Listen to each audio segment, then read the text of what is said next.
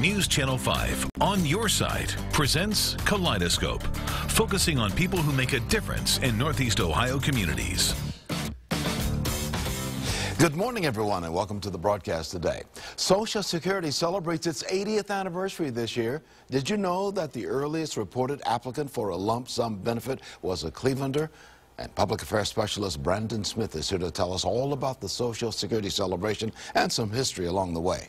Also today, CEO of Fairhill Partners, Dr. Stephanie Falkreek, will tell us about her organization.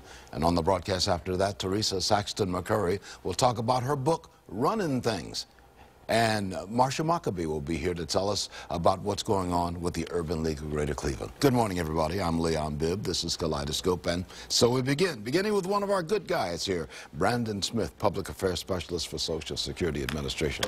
Hey, Brandon. How are you, sir? I'm fine. You're doing okay? No complaints. Social Security is doing okay, putting those checks out every month? Absolutely. That's a good thing. Yeah, we're paying, as of last year, we paid about 59 million people to the tune of $848 billion. That's Leon Bibb type money that's paid out. Is that right? I'm glad to hear that. If I had that kind of money, I probably wouldn't be sitting here. I'd be at home probably having bacon and eggs or something. But at any rate, it's good to have you on the broadcast to talk a little bit about Social Security, celebrating 80 years. Absolutely. We were signed into law by President Franklin Delano Roosevelt August 14th, 1935. At the time, there was no staff, there was no budget. The numbers were issued starting in 36 via the Postal Service. Postal workers would take the application to your job, you'd fill it out, they would pick it back up. By then, we had about 2,000 employees. We were issuing numbers for 26 million people. And as you mentioned earlier, a gentleman by the name of Ernest Ackerman. He was a motorman from here in Cleveland. He retired on January 2nd, 1937, after paying into Social Security for a day. Paid in a nickel, and in March that year, he got 17 cents back. He got in early. He got in very early. Too early. Almost. Wish he could have gotten in a lot earlier, I'm certain. Well, but there are a whole lot of stories that come out of that. And one that was told to me was that it was controversial stuff. Sure. Not everybody in Congress wanted a Social Security payments for people. Sure, you're taking money out of a person's paycheck for a benefit that they'll get years down the line. So sure, there was some controversy involved with trying to get it passed. Yeah, but now everybody's pretty much on board and hoping that Social Security is going to be there in the coming decades. Absolutely. It's one of those programs where, you know, across the board, almost everyone knows someone whose life has been positively impacted by Social Security. Yeah. Tell me about some of the services that you provide. Sure. We, of course, issue the Social Security cards. We take care of Social Security retirement, spousal, survivor, disability, supplemental security income, which is a federal needs-based program. So there are just a multitude of services. People shouldn't think that it's just for seniors. If you're in your 20s or 30s and become disabled, if there are disabled children, we are paying them benefits potentially.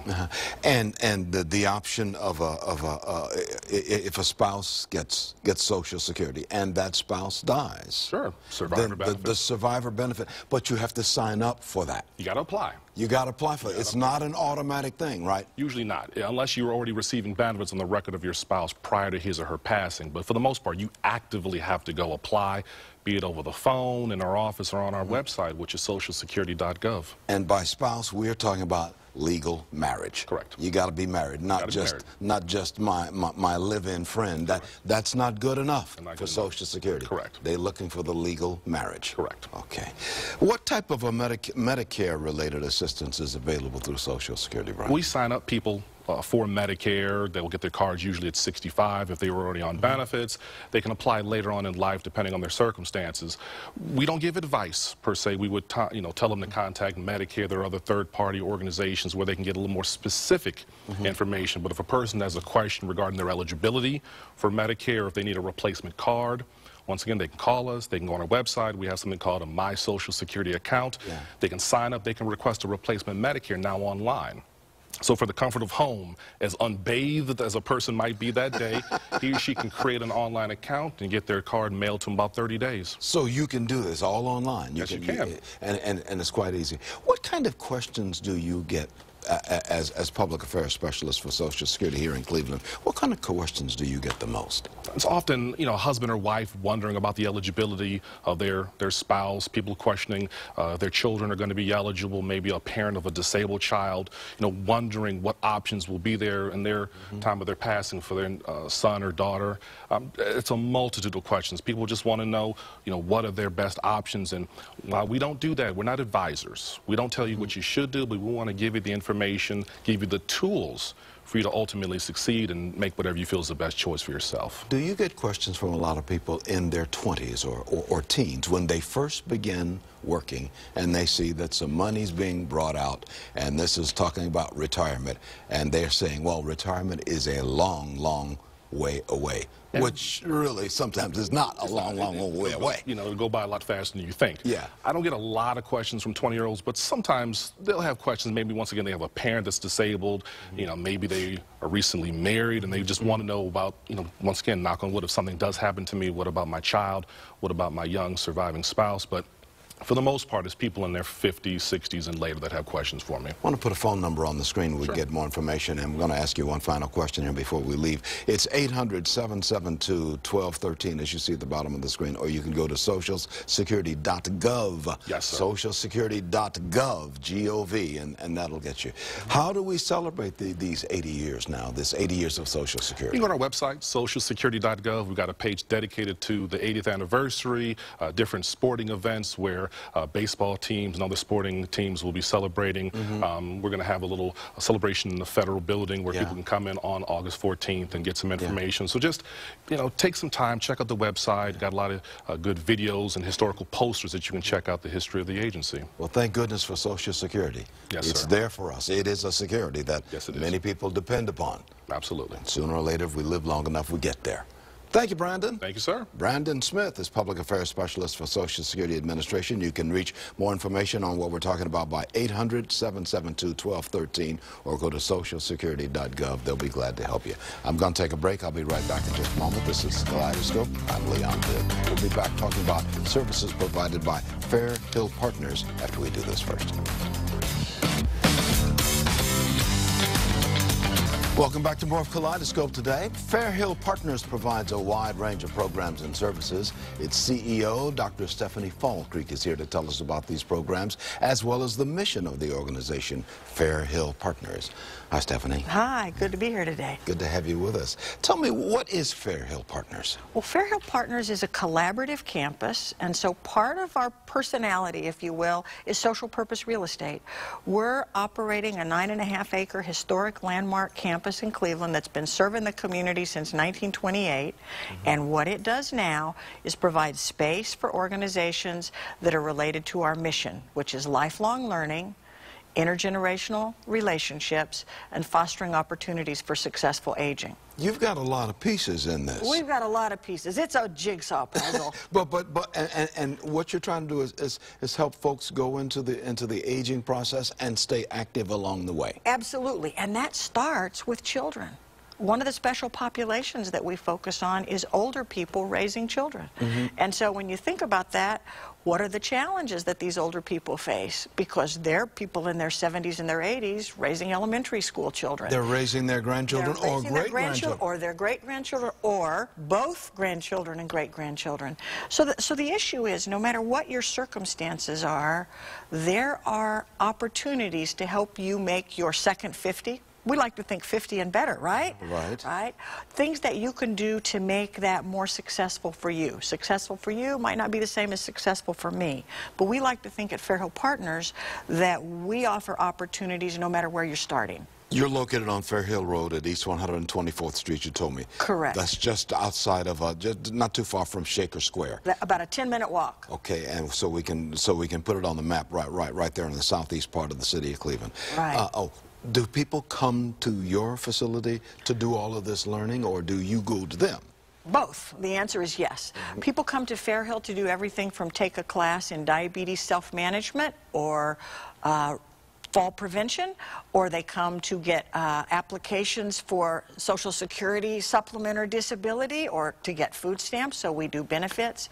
If you're a homeless older person, we actually operate a very small emergency shelter for homeless older adults, the only one in the state, and we teach people how to help themselves. You kind of are, sounds like you're like a clearinghouse where all kinds, if you've got a question regarding this, go to Fair Hill Partners, and Fair Hill Partners can get you directed to where you need to be. Whether it's one of our programs or one of the programs of our campus tenant partners, because that's the other big thing that we do, is we lease space to community organizations, and we host meetings and conferences for the community. So, for example, on August 15th, we're going to be having an ice cream social for the Greater University Circle neighborhood, where we will have all kinds of the resources that you're talking about available for people to connect with and learn from. I want to put a phone number on the screen and a website as well. You can get more information on everything we're talking about as we continue to talk to Dr. Stephanie Falkreek, who is the CEO of Fair Hill Partners. It is 216-421-1350. You see at the bottom of the screen, or you can go to fairhillpartners.org. fairhillpartners.org. What's one of the biggest things that you do that you're especially proud of that saves lives or betters lives? I think probably the thing that I feel the most passionate about is the work that we do about self-management.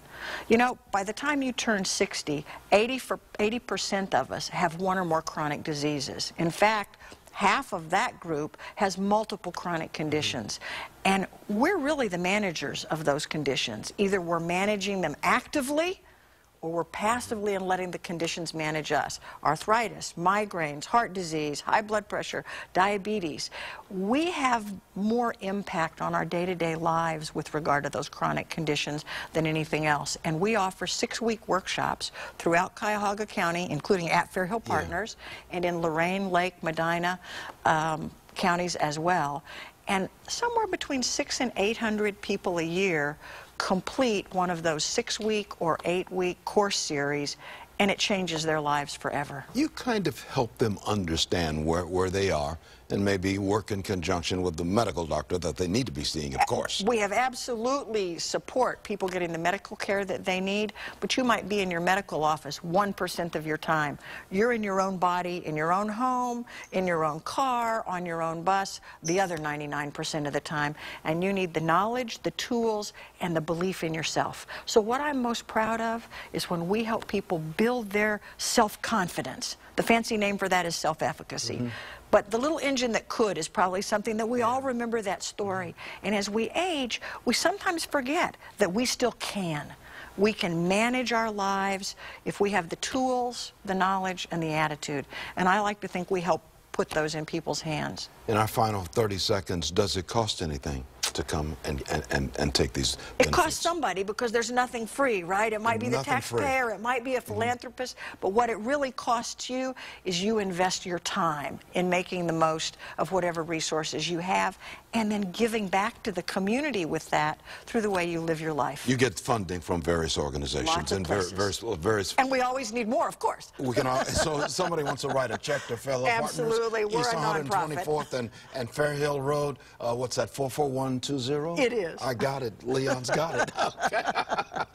Well, good to have you with us, Stephanie Falkreek. Dr. Stephanie Falkreek. She's CEO of Fair Hill Partners. We know that you'll be getting phone calls at that number down there, 421-1350 in the 216 area code. Good to have you on the broadcast. Thanks. And thank you for what you do. Appreciate for the aging process. God willing, we all get there. Considering the alternative, it's what we want. It's what we want. I want to be an old man one day. Maybe I'm already there. 90, maybe. I'm still working on it. I'm still working on it. I'll take a break in just a moment. I'll be right back. You're in touch with Kaleidoscope.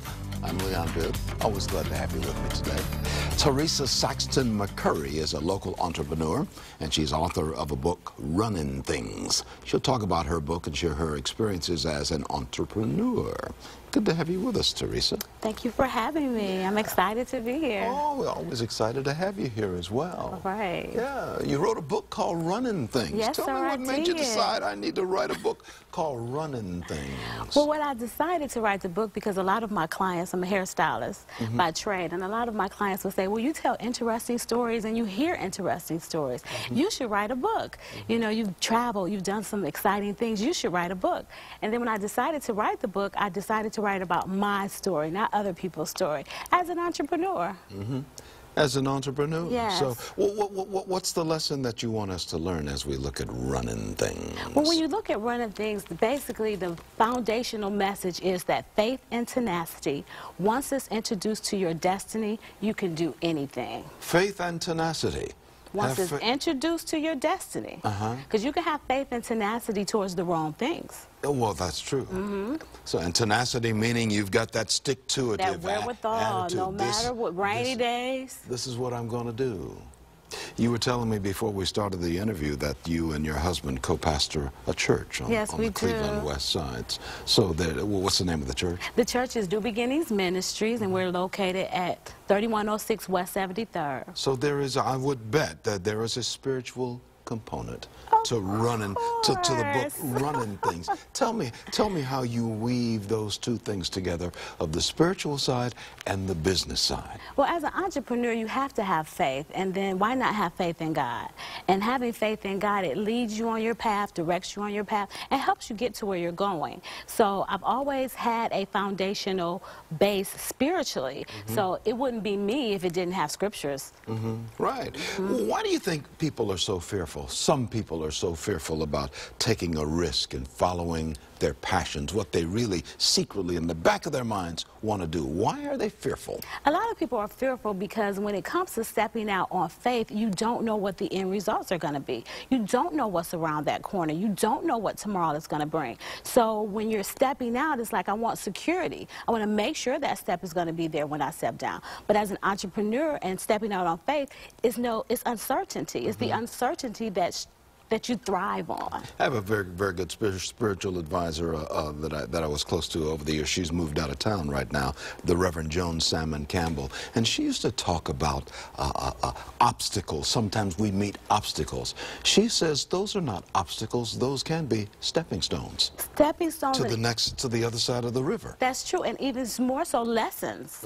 It's not necessarily an obstacle unless you make it an obstacle. It's your perception. How do you perceive this to be? Can I get something positive out of it? And you always can. So that's what you've written about in your book, Running Things, the resilient spirit of an entrepreneur. Correct. You call upon some of your own experiences, don't you, in talking about this book. Give me a short story of one of those experiences that help make you the entrepreneur that you've become. Well, one thing I think about, I tell stories about when I was younger and different things that my parents had told me about myself. So I remember when I was younger, my mother said we were selling cookies or something like that. And she said when I was going around door to door, I was like, how many cookies do you want to buy today? So it was in my mind, you're going to buy the cookies. I didn't ask you, did you want to buy the cookies? So as an entrepreneur, you have to have that confidence. You have to have self-assurance that people want the products, the goods, whatever it is that you're selling. So just being confident. And you stay faithful to your job. Of course. And faithful to your spiritual side, to God, who gives you the guidance to do what you want to do. Correct. Yes. This was your inspiration for writing the book, was to pull all of this together. Was there anything that took place in your life where you said, I need to write this down? Well, one of the stories that I talk about in there, and I don't go into great length about the story, is my daughter passing away. So my daughter passing away, for me, was a very good spiritual foundation, because I was a Christian, and I always tell my people that I was playing church. But when my daughter passed away, she was 14 months old, and I said, you know what, she had to go to heaven, so I need to be serious about my walk with Christ so I can go to heaven and see her again. So I talk about, you know, getting up after things have happened in your life and not letting that define you, but you making it a defining moment in your life where you're immobilized, but giving you the wind to push on to the next thing. The book is called Running Things. Where can we find Running Things? You can get it off of my website, Inspire Me, INC, or Amazon. All of the bookstores carry it. InspireMeINC.org. Yes. You can also get it off of Amazon. Can we find it on Amazon? Yes, you can. Well? And I'm going to put a phone number on the screen of 216. You don't mind we putting this phone number. This not is at okay. all. Sometimes I'm people a say, businesswoman. I got to take care of business. No, give my Call number, me. Leon. Give my number. 216-466-3801. And you can get more information on everything we're talking about with Teresa Saxton McCurry, author of Running Things. Yes. Yeah, and I guess you're running things. We all want to run something. Yes. As an entrepreneur, I always say you're the decision maker and the risk taker. Okay. Well, I've got a guy right by the camera. Jim is there telling me, Leon, our time is up. He's running things right here. now. He's saying we got to take a break, and we will. Thank you, Teresa. Thank you for having me. I'll be back in just a minute.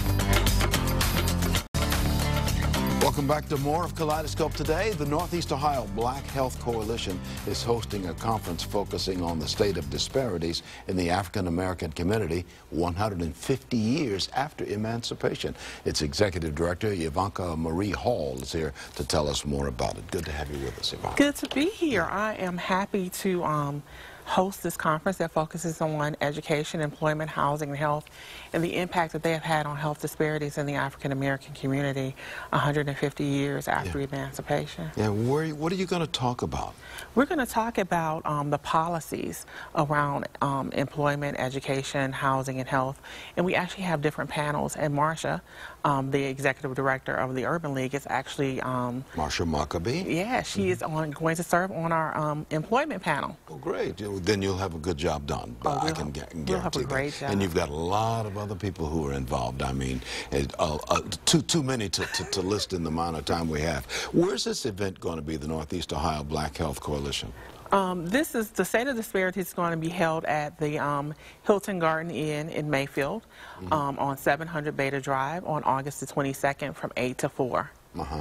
And what do you want people to walk away from, walk away with when they go to this event? We want people to walk away and be empowered in understanding the past, present, and future policy impacts that they have had on the African American community and what we can do to actually change some of the disparity issues that impact our community by focusing on the role that education, employment, housing, and health plays. And this is disparities in a wide variety of areas, right? Yes. Including health, of course. That's one of the things we're talking about. Yeah. This is part of your mission as the executive director, isn't it? Yeah. This is what you do all the time with this. Yes, we actually want to create parity in the African American community, so we want to create equity when we talk about health disparities and the impact that health disparities has on our community. In our final 15 seconds, this is open to everybody? This is free and open to the public. And it's going to be August the 22nd, starts at 8 o'clock in the morning, goes till 4 o'clock in the afternoon at the Hilton Garden Inn on Mayfield on Beta Drive. Thank you. Thank you. That's going to do it. We got to go. Bye-bye. This has been a presentation of News Channel 5's Kaleidoscope, a weekly public affairs program brought to you in partnership with the Urban League of Greater Cleveland.